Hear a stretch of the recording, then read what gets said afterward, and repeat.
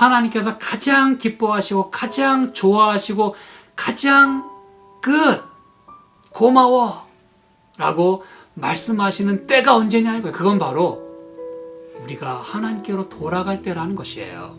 우리가 하나님과 가까이 있을 때라는 것입니다.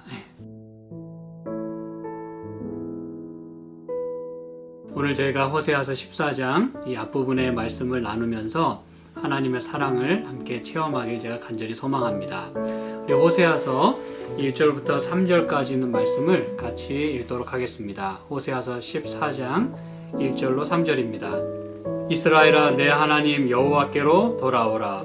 내가 불의함을 인하여 엎드러졌느니라. 너는 말씀을 가지고 여호와께로 돌아와서 아뢰기를 모든 불의를 제하시고 선한 바를 받으소서. 우리가 입술로 수송아지를 대신하여 주께 드리리이다. 우리가 아수르의 구원을 의지하지 아니하며 말을 타지 아니하며 다시는 우리의 손으로 지은 것을 향하여 너희는 우리 신이라 하지 아니하오리니 이는 고아가 주께로 말미암아 긍휼을 얻음이니이다 할지니라. 아멘. 이렇게 하나님께서 이 마지막 호소의 그 첫 말씀을 돌아오라부터 시작을 하십니다. Return, O Israel, to the Lord your God. 이렇게 이제 말씀을 합니다. 여러분, return, 돌아오라고 이렇게 말씀하시는 거는 이제 이 말씀부터 이 원문에 보면 시작을 하거든요. 돌아와라. 이 말씀은 명령형입니다. 그렇죠. 왜냐하면 돌아와야 사니까 하나님께서 명령을 하시는 거예요. 강하게. 너의 불의함을 인하여 엎드러졌기 때문에, 그렇죠? 아버지께서 상처에 기름을 바르시고 또 약을 바르시고 싸매어 주시지 않으면 거기서 끝나게 되니까 내가 케어해 줄 테니까 아버지께로 돌아오라고 강하게 호소하시는 것이에요. 그리고 2절에도 똑같은 말씀을 하십니다. 너는 말씀을 가지고 여호와께로 돌아와서 아뢰기를, 그렇게 이제 말씀을 합니다. 무슨 말씀을 가지고 나오라는 것일까요? 말씀을 가지고 여호와께로 돌아와서 아뢰라, 그렇게 했는데 여러분, 바로 그 하나님께서 말씀하신 그 약속의 말씀을 기억하고 또 주장하라고 말씀하시는 것이에요.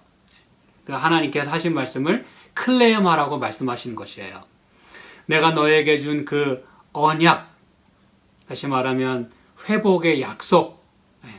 사실 여러분 가만히 생각해 보면 하나님 앞에 나아가야 하는 이스라엘의 모습은 그렇게 당당할 수가 없어요.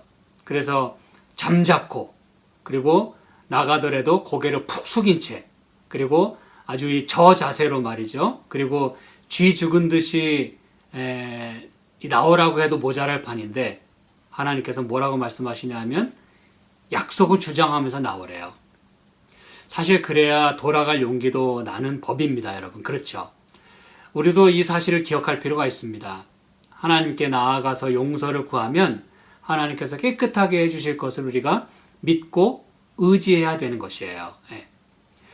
그리고 여기 1절에 여호와께로 돌아오라, 이렇게 이제 말씀했어요. 그런데 여기서 이제 제가 전치사 얘기를 좀 하려고 합니다. 여호와께로라고 할 때 이제 아드라고 하는 그 전치사는 여러분, 특별히 그 구약 히브리어 아람어 성구 사전인 그 HALOT 그 성구 사전이 있어요.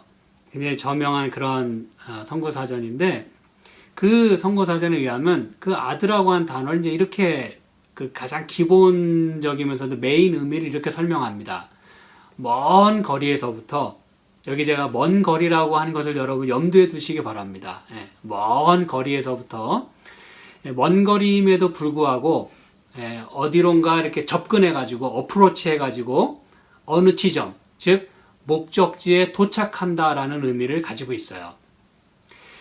이 의미를 잘 보여주는 한 예를 제가 이 창세기 13장에서 하나 좀 찾아보길 원합니다. 창세기 13장 12절에 이렇게 얘기합니다.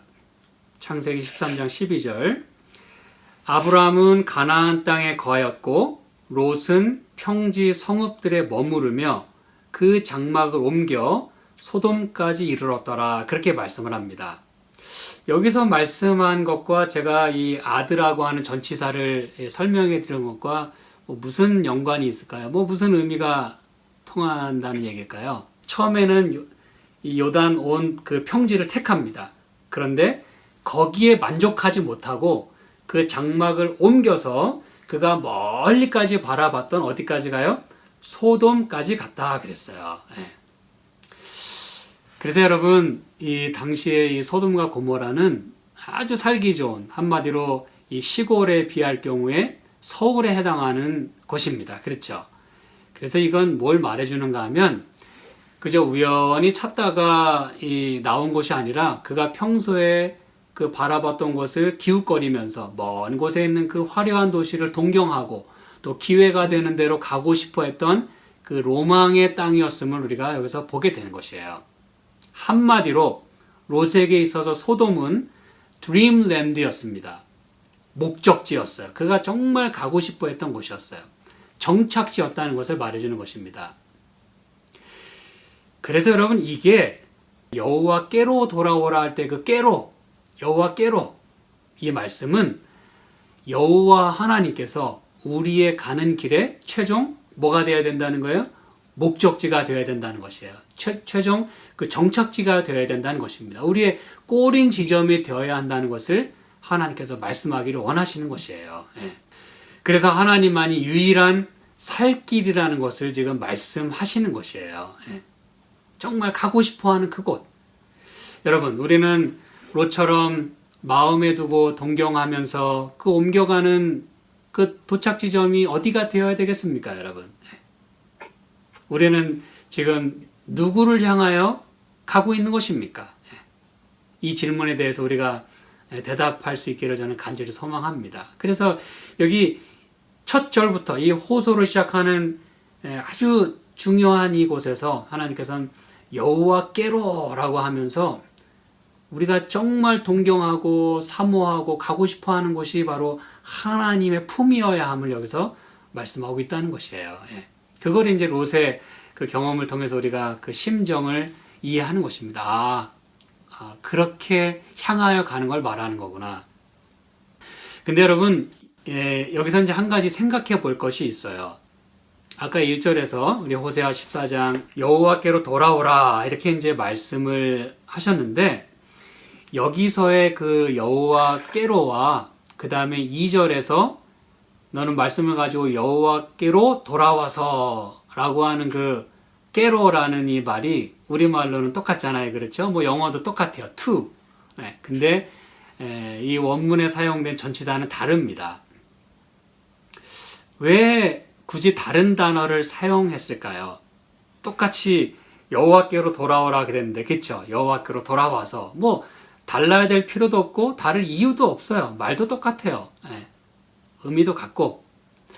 근데 왜 다른 단어를 사용했을까? 똑같은 여호와께로 오라는 것인데, 여러분 보통의 경우는 2절에 말씀하는 것처럼 여기서는 이제 아드가 아니라 엘이라고 하는 전치사가 사용이 됩니다. 흔히 이제 엘이라고 하는 그 전치사는 말 그대로 방향을 나타내는 전치사예요. 어디로 향해서 이렇게. 여러분, 신앙에서 방향은 굉장히 중요하죠. 그렇죠? 제가 늘 말씀을 드립니다. 우리가 누구를 향해 어디를 향해 가느냐는 굉장히 중요한 것이에요. 방향을 잘못 잡으면 큰일 납니다. 그럼 여러분, 이 단어 하나만으로도 충분하지 않을까요? 그렇죠? 근데 왜 여기 1절에서 사용한 깨로와 2절에 사용한 깨로가 다를까? 왜 다르게 사용했을까를 한번 생각해 보면 1절에서 하나님께서 말씀하세요. 우리가 마침내 도착해야 하는 그 목적지, 그 destination. 여러분, 우리가 여행할 때 destination을 정하지 않고 가는 것은 무모한 일이며 있을 수 없는 일이에요. 그렇죠? 그 다음에 이 내비게이션을 찍을 때도 목적지를 안 찍으면 얘가 작동을 할 수가 없습니다. 우리의 그 최종 목적지를 확인하는 건 굉장히 중요한데 하나님께서는 지금 1절에서 하나님이야말로 우리가 가야 하는 최종 목적지임을 강조하기 위한 것임과 동시에 굳이 2절에서 방향을 나타내는 전치사를 다르게 사용한 이유는요. 너희가 그저 죄에서 돌이켜서 내게로 향하기만 해도 나는 오케이다 이렇게 말씀하시는 거예요. 뭐 하기만 해도요? 향하기만 해도. 왜냐하면 방향을 잘 잡으면 결국은 가다 보면 목적지가 나올 것이기 때문에 그래요. 그래서 하나님은 당신께로 방향을 틀기만이라도 하면 오케이, 고맙다 라고 말씀을 하시는 것입니다, 여러분. 노심초사하시면서 행여나 옆으로 셀까봐, 그리고 한눈 팔아서 빠질까봐 제발 방향을 잘 잡고 나에게로 오라, 이렇게 지금 말씀하시는 것이에요. 그러다 보면 결국 하나님께 올 것이기 때문에 그 사방팔방 온 그 우상과 이 행음과 정말 하나님 말고 다른 것을 추구했던 그들에게 있어서 방향을 먼저 하나님께 너희의 목적지가 어디라는 걸 분명히 말씀하신 다음에 나에게 방향을 틀어라 이렇게 말씀하시는 거예요. 그러면 된다 이거야. 내가 도와줄게. 방향만 잘 잡고 와. 이렇게 말씀하시는 것이에요. 마치 이 아기가 이제 걸음마를 처음 시작할 때 부모를 향해서 이렇게 뒤뚱뒤뚱 거리면서 말이죠. 그렇죠? 또 비틀거리기도 하고 또 넘어질 듯 말 듯 하면서 이렇게 한 걸음 한 걸음 다가갈 때 부모는 박수 쳐주면서 얼마나 좋아합니까? 그렇죠? 잘한다. 그래. 잘 왔어. 여기야. 이렇게. 그래서 여러분, 하나님께서는 지금 부모의 심정으로 이렇게 격려하면서 너의 목적지는 여기야. 이리로 방향을 틀으렴. 이렇게 말씀하시는 거예요. 천리길도 한 걸음부터, 그렇죠? 가장 중요한 그 첫발, 그 방향을 먼저 잡기를 하나님은 원하시는 것이에요.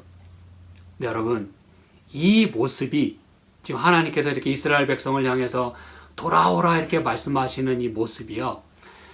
바로 누가복음 15장에 나오는 그 탕자의 이야기, 그리고 그 모습과 아주 흡사합니다, 여러분. 이게 누가복음 15장을 좀 펴보실까요? 이 말씀은 여러 번 펴서 살펴봐도 늘 은혜가 있고 또 우리가 생각할 것이 참 많은 그런 말씀들입니다. 누가복음 15장 17절에 보니까 이에 스스로 돌이켜 그랬어요. 스스로 돌이켜.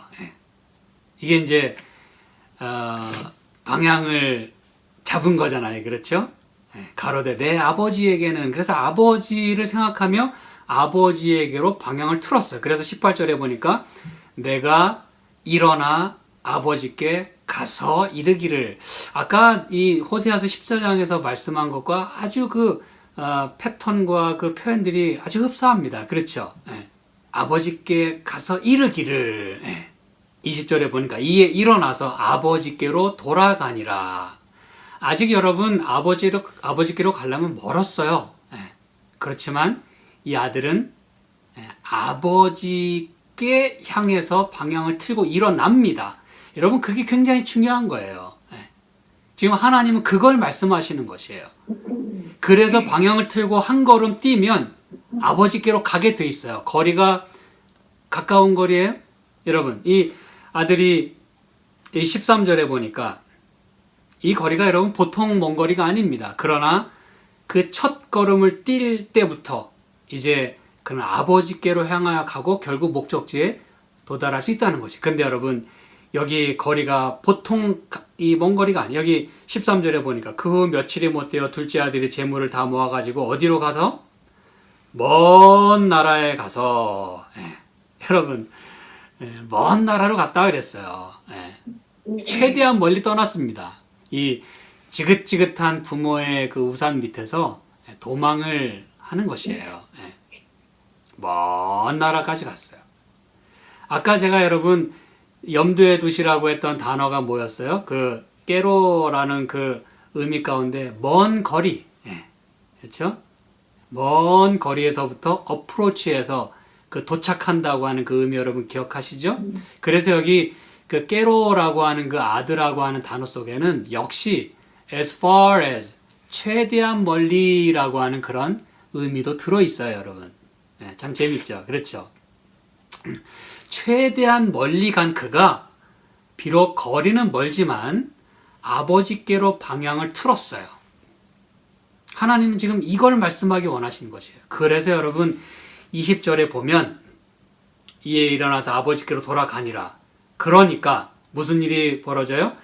아직도 상거가 먼데 그랬어요. 아직도 상거가 먼데. 멀어요.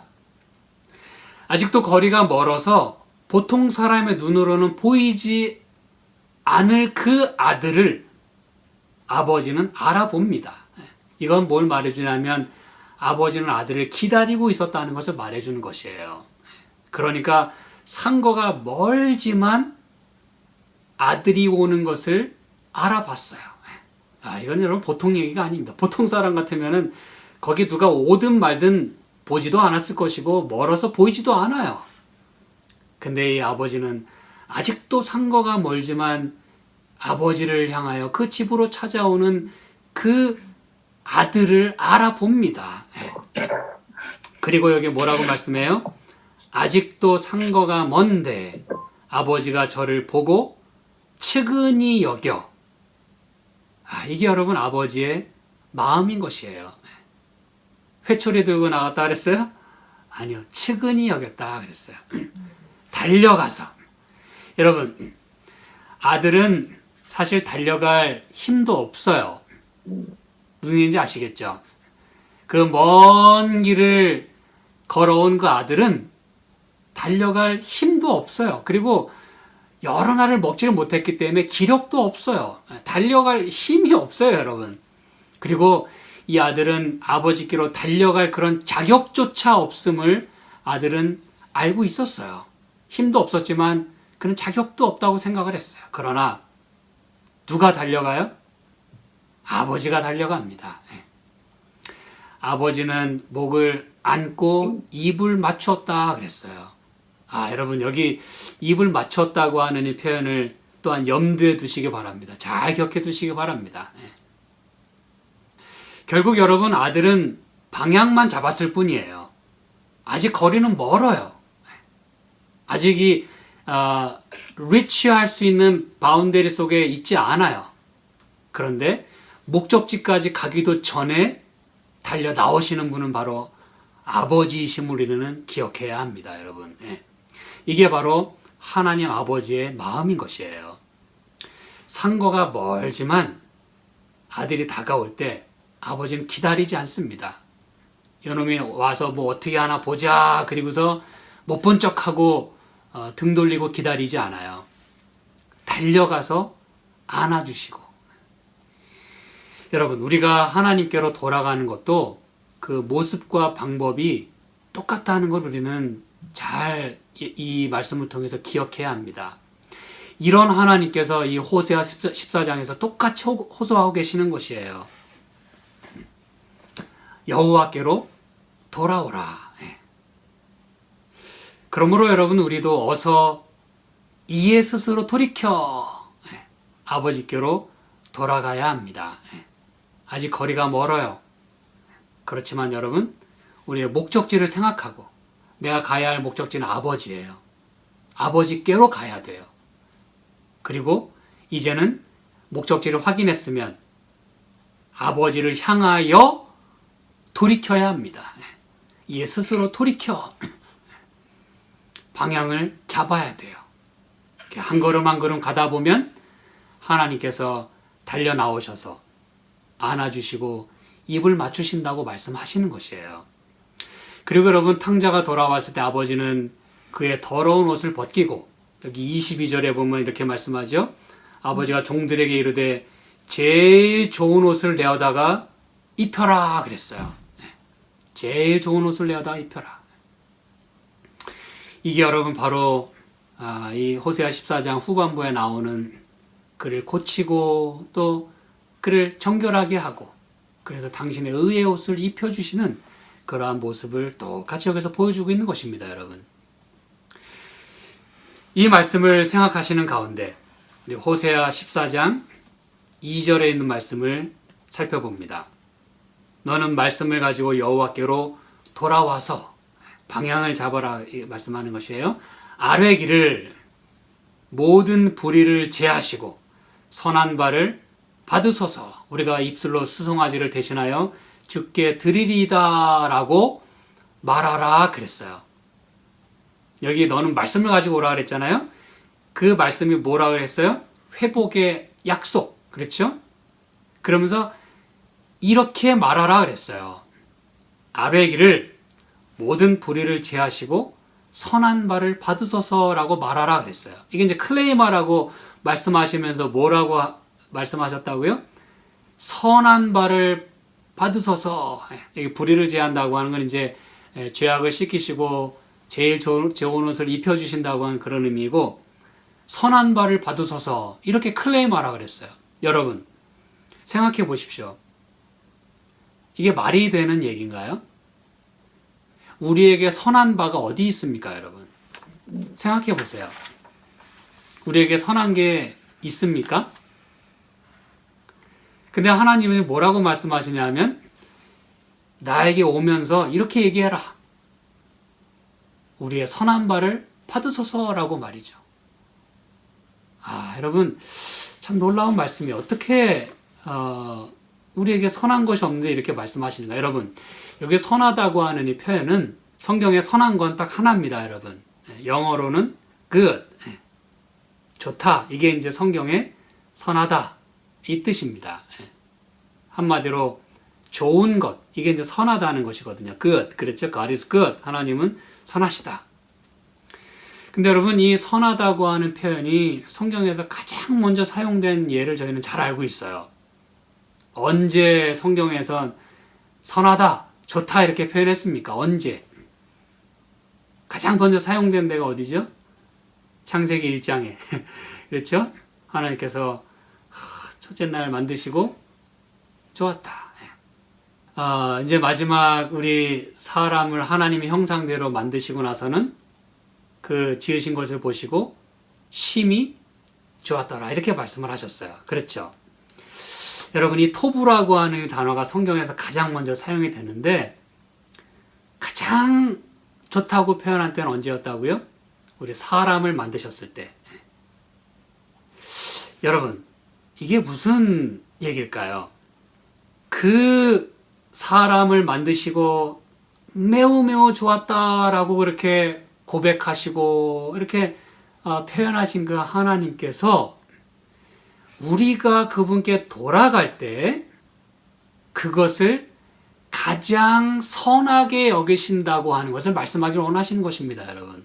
하나님께서 가장 기뻐하시고 가장 좋아하시고 가장 고마워 라고 말씀하시는 때가 언제냐 이거예요. 그건 바로 우리가 하나님께로 돌아갈 때라는 것이에요.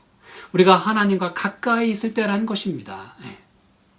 여러분 얼마나 감사한 말씀입니까? 우리를 다시 만나시고 함께 거할 수 있다고 하는 것 때문에 너무너무 기뻐하시는 그 하나님의 지금 이 마음을 여기서 보여주고 있는 것이에요. 여호와께로 돌아와서 아뢰기를 모든 불의를 제하시고 선한 바를 받으소서. 선한 바를 받으소서. 우린 여러분 선하지 않아요. 그러나 하나님이 우리를 깨끗하게 하시고 당신의 옷을 입혀주시고 다시 우리를 하나님과 함께 거할 수 있는 그런 사람들로 만들어 주시고 좋다. 그 창조의 그 놀라운 그 역사와 신비를 다시 한번 우리에게 행하기를 원하시면서 그때의 그 감동을 다시 느끼신다는 것이에요. 우리가 하나님께 돌아갈 때. 하나님, 이 사람을 만드신 목적이 그러하듯 하나님과 함께 있어야만 영생할 수 있음을 하나님께서는 말씀하시는 거예요. 그걸 알고 계시는 거예요. 그래서 돌아오는 너희, 비록 불의가 가득하고 죄가 많지만 하나님이 깨끗이 씻어주시고 더러운 것을 벗겨주실 테니까 당신의 의의 옷을 입혀주실 테니까 가장 선하고 가장 아름답다라고 지금 하나님이 말씀하시는 것이에요. 참으로 염치가 없고 죄송하지만 우리는 그 약속을 주장하면서 하나님께 나아가면서 이렇게 고백해야 되는 것이에요. 우리에게서 선한 것을 받으소서.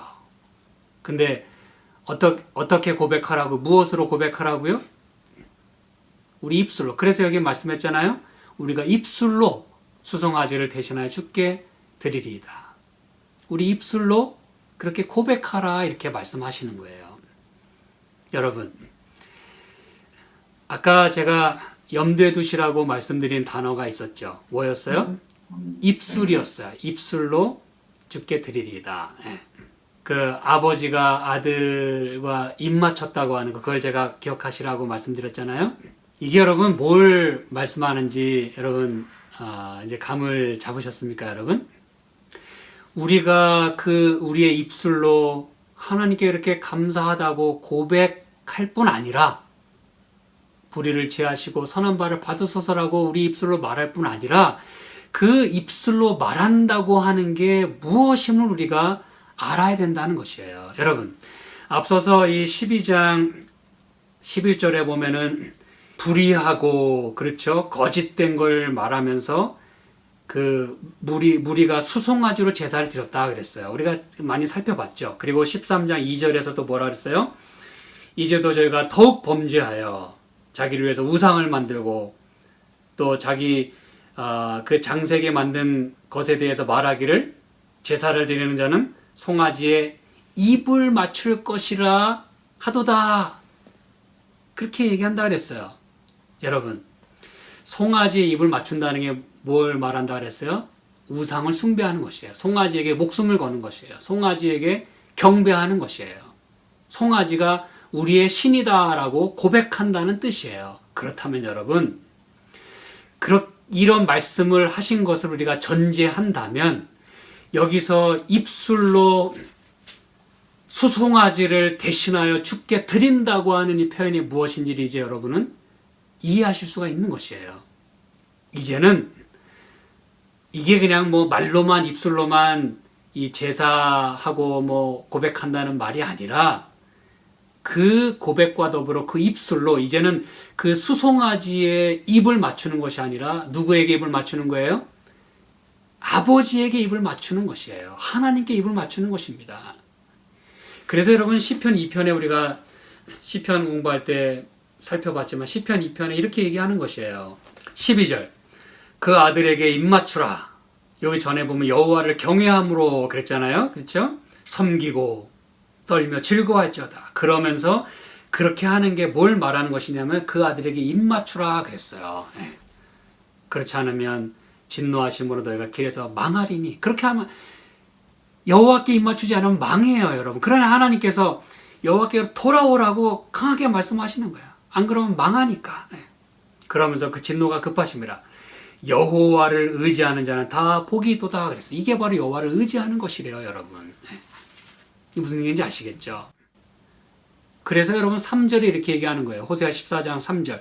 우리가 앗수르의 구원을 의지하지 아니하며. 이게 여러분 의미가 더 분명해지죠. 내가 이제는 다른 거 의지하지 않는 거예요. 다른 거에 입 맞추지 않는 것이에요. 다른 것에 굽신거리지 않는 것입니다. 다른 것에 경배하지 않는 것이에요. 다른 것에 손을 뻗치는 게 아닙니다. 다른 것을 향해서 가는 게 아닙니다. 이제는 하나님께로 향하고, 하나님께 손을 뻗치고, 하나님께 경배하고, 하나님께 입을 맞추는, 그래야 우리가 산다는 것이에요. 하나님을 의지한다는 그런 표현인 것입니다. 그래서 다시는 우리의 손으로 지은 것을 향하여 너희는 우리 신이라 하지 아니하오리니, 이는 고아가 주께로 말미암아 긍휼을 얻음이니이다 할지니라. 여러분, 이게 이제 무슨 얘기인지 아시겠죠? 고아가 주께로 말미암아 긍휼을 얻음이니이다. 여러분, 탕자는 아버지가 있었어요. 그런데 아버지가 없는 것처럼 살았어요. 그게 바로 탕자입니다, 여러분. 이 아들은 아버지가 있었음에도 불구하고 아버지가 없는 것처럼 먼 곳에 가서 살았어요. 그런데 그가 아버지를 생각하고 돌아가야 할 목적지를 생각하고 방향을 틀었어요. 그래서 여러분, 성경에 하나님께서 호세아 14장에서 간곡하게 말씀하시는 것이에요. 이는 고아가 주께로 말미암아 긍휼을 얻음이니이다 할지니라. 그들에게 아버지가 없었어요? 하나님 아버지가 계셨어요. 그런데 하나님 없이 살았어요. 아버지가 없이 살았어요. 그러나 이제는 여호와 하나님께로 돌아가게 될 때, 아버지께로 돌아가게 될 때 그들은 더 이상 고아가 되지 않을 것이었습니다. 저는 이제 제가 오늘 말씀을 마무리하면서, 사랑하는 여러분, 저와 여러분도 사랑하는 아버지가 계십니다. 그렇죠? 더군다나 요즘처럼 많이 힘들어요. 날씨도 추워지고 또 뭐 바이러스니 또 뭐 경제적인 많은 것, 또 몸도 아파요. 마음도 아파요. 많이 힘들어요. 그게 우리에게 아버지가 필요합니다. 그런데 하나님 아버지께서 오늘 우리에게 말씀하세요. 내가 여기 있다. 내가 여기 있다. 내게로 돌아와라. 나에게 와야 너가 살 수 있다. 여러분, 저와 여러분은 뭐 탕자가 아니라고 그렇게 이야기할 수 있을지 모르지만, 우리 하나님 아버지가 나의 아버지가 아닌 이상 우리는 탕자입니다. 내가 아버지께로 향하여 가고 있지 않는 한 우리는 여전히 탕자입니다. 내가 아버지를 의지하지 않는 한 난 여전히 탕자입니다. 아버지가 없이 살면 탕자입니다. 오늘 하나님 말씀하십니다. 내게로 돌아와라. 그래서 더 이상 고아로 살지 아니하고 주께로 말미암아 긍휼을 얻었다. 측은히 여기시는 그 아버지, 긍휼히 여기시는 그 아버지, 오늘 그 아버지가 우리 아버지심을 인하여 감사하길 간절히 소망합니다. 그리고 그 아버지의 품에서 행복과 또 즐거움을 누리는 우리의 모든 죄악이 씻겨지고 하나님 옷을 입고 아버지의 참 좋아하시는, 참 고맙다, 내가 너무너무 행복하다 라고 하는 말씀을 오늘 이 시간 하나님께로부터 듣게 되시기를 간절히 소망합니다. 함께 기도하시겠습니다. 하나님 아버지, 저희에게 돌아갈 곳이 있고 또 의지할 곳이 있고, 외롭고 답답할 때, 의지하고 싶을 때 우리가 의지할 우리 하나님 아버지가 계심을 인하여 감사합니다. 오늘 저희가 한 주일간 생애하면서 주님 없이 우리가 살았다면 주님 용서하여 주시옵소서. 그리고 이 저녁에 저희가 다시 한번 우리 하나님 아버지를 생각하고 아버지께로 향하여 돌이킬 수 있게, 그래서 우리의 죄악이 씻겨지고 정결한 가운데 하나님 아버지의 그 행복해 하시는 모습을 바라보며 함께 행복해하고 즐거워하는 이 안식의 시간 될 수 있도록 주께서 축복하여 주시옵소서. 우리의 많은 아픔과 또 고통을 주님께서 아시겠사오니 불쌍히 여기시고 함께 하시고 도와 주시옵소서. 예수님의 이름으로 기도합니다. 아멘.